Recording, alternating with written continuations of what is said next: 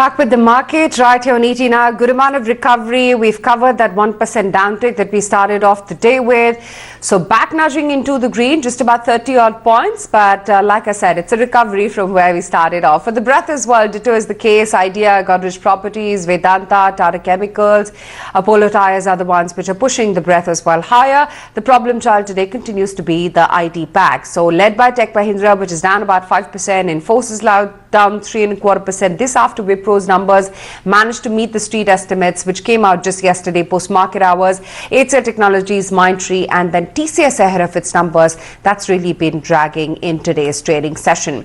But let's take stock of what's happening with the capital goods industry, and who better than Mr. M.S. Unnikrishnan from Thermax joining in the show right now to give us a flavor of what's really happening with project execution on ground right now. Mr. Unnikrishnan, good to have you on the show. Good morning. It seems that the sector, was already at a tough time. And now you've got this double whammy coming in because of the COVID pandemic and now the lockdown and then the lockdown extension as well. When do you really materially see things picking up? Because like the MHA just yesterday approved a phased-wise lifting of the lockdown come April 20th. Do you think that can perhaps resurrect and, try and buffer up things a little bit at least?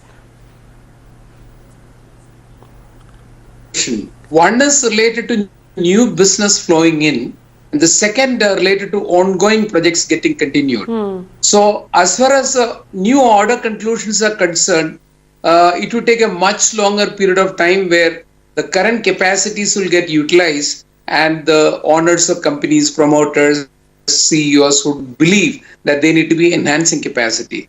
There are certain sectors where there will be quick need for capacity like drug and pharma, food processing, food, dairy, those areas I'm sure will pick up also faster. However, when it comes to shutdown of the current sites where construction of the projects are going, like a boiler plant, power plant, captive power plant, water treatment plant, all of them, it is shut down in line with the government's requirement when the shutdown got invoked on the 23rd. But for essential services oriented projects, we were allowed to be at least working at the marginal level. But with the current lifting from 20th onwards, we are expecting that most of the sites which are in those 400 plus districts where there are no COVID cases and which are in rural areas, most of the projects are in rural areas, the construction work will get restarted. But the biggest challenge we'll be facing in that is, number one is the availability of labor. The reverse migration which has happened as lockdown started, or maybe prior to that itself, people were aware of it. So getting workmen to work at the sites and project sites, and even for factories, contract workers, is going to be the biggest challenge all of us are going to face at the first level. And at the second level, the liquidity. At the end of the day, we do the work for a month and wait for the customer to make the payment, from which we'll have to make payments to suppliers. A good part of them are MSMEs, and to the workmen, site workmen who are through the contractors. So there, unless there is a liquidity support available to the market, which is yet to be coming from the government so far, the pace of recovery of even ongoing projects could be a little difficult. I stop here to ask me further questions. Right. Wanted to understand about, in greater detail, Mr. Unnikrishnan, about order conclusions for fresh capacity creation. Now at a complete standstill, it seems, for the sector. What about orders getting concluded prior to the outbreak? And, are they not being confirmed? Because I'm guessing that clients would be holding back on advances to be paid. Well, we have been in touch with maybe 27,000 of our customers in India. Those who got small to big to regular orders, equivalent or all of that.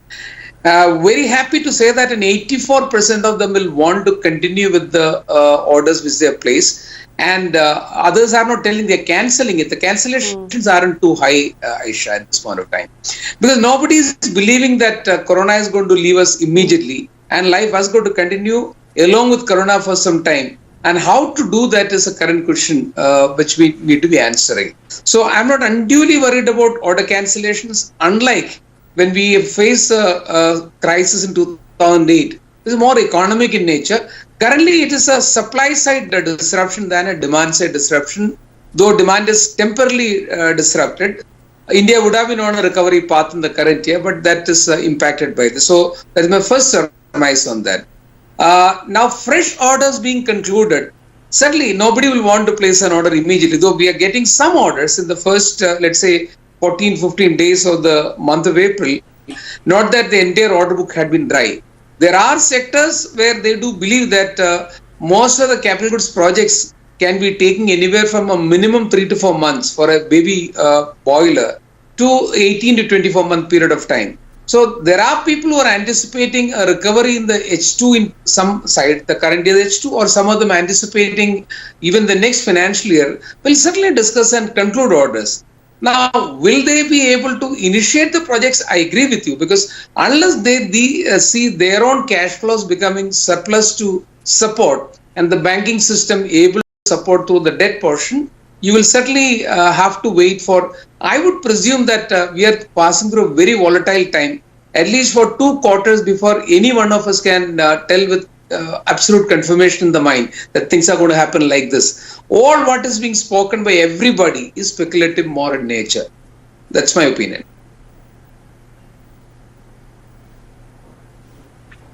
Right. Also wanted to understand what really is happening with working capital requirements, given that liquidity must be tight in any case, and not just for you, but for all players within the industry.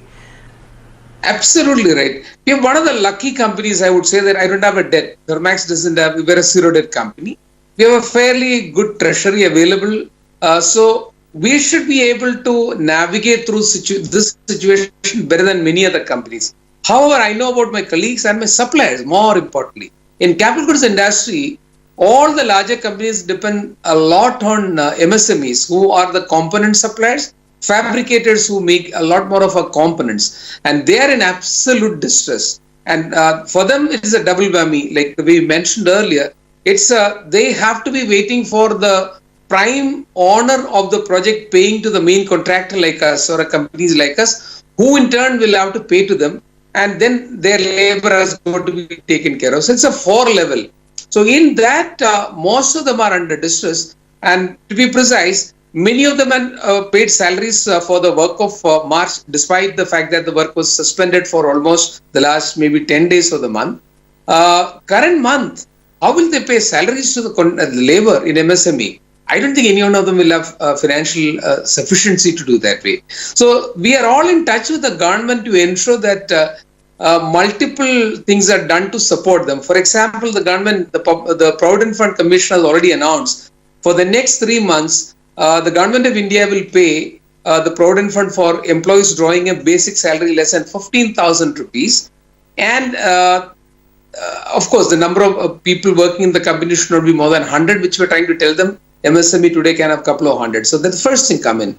We are demanding from the government a financial package for the MSMEs, where they will get additional working capital after sealing the current numbers and provide a moratorium for repayment of loans, at least for a period of 6 months. Unless we support, because capital goods industry, 80 to 85% of the entire top line comes from the MSMEs. And maybe 90 plus of the people who are employed in the industry are in the MSMEs. Unless they come out of the problem and with a lot of support from the government and all of us, larger companies, then the industry will be crippled. All of us are seized upon this particular situation, and we are supporting in every possible way. And we need the government also to come forward to support them.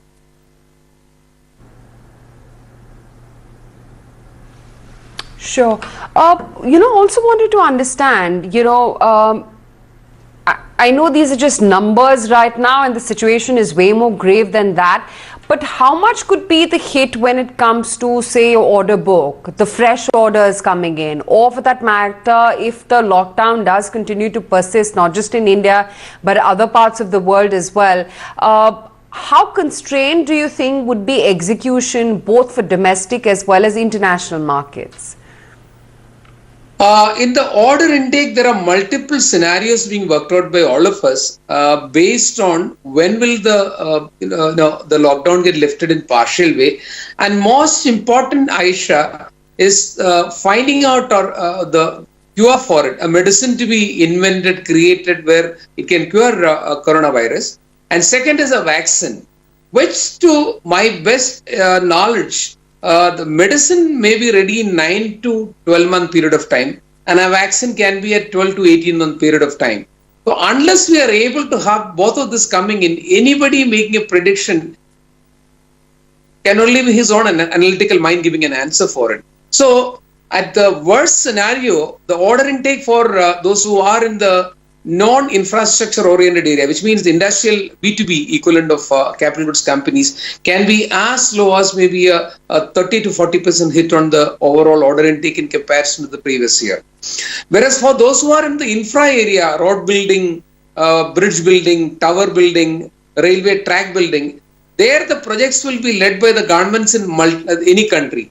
So there every country will ensure that to keep the jobs on, projects will be announced and funded even by borrowing. So those who are dependent on infrastructure predominantly and government contracts, I think they should expect a drop of not more than 10 to 20%. So whereas industry to industry are the areas where you will find this difficulty of fresh orders coming in, whether it is domestic or international. Now executing the current orders and further orders, I am sure there will be mechanisms. It will not be the same way we execute it. For example, when we are going to be restarting our factories, the kind of sanitization that we are going to be doing for the entire manufacturing facility, the distancing between work centers, all this is going to be making a major difference. So we are not going to be operating the way you operated till maybe 23rd of March. Maybe in the same factory, 100% people, if 100 people were working, the number of people who can be accommodated to work with the same distancing done will come down by almost maybe 1/3, or in some cases even 50%, depending upon the layout of the factory. So readjustment, refurbishment for the factory layout, a gap to be provided of an hour between two shifts where entire workplace gets sanitized, and similarly to ensure that everybody who enters is not coming with infection. So the process and standard operating procedure to run a company is going to be changing. Some of us are working with the government to ensure that the new system that is getting created is sufficient enough to ensure that the infections don't get into the factory. And in the unlikely event of somebody coming in infected and who infects somebody more in the company, do you shut down the entire factory, or what are the preventive measures to be taken? So SOPs are getting made to work with safety of workmen, because first of all of us should be caring for human life. Then comes economy. That's even people like us believe, our company believes that, and I'm sure all of us in the industry also will believe the same way. Oh yeah, absolutely. You know, priorities have completely changed post the outbreak. But good to have you on the show, Mr. Unnikrishnan, as always, and thanks much for really highlighting what the capital goods industry and in particular Thermax is facing right now. Still in recovery mode, we've recovered somewhat but unable to push really ahead of that 89.20, 89.30 odd zone. Breadth though has recovered, IT still under pressure. We're going to take a very quick break on that note. Lots more lined up when we come back.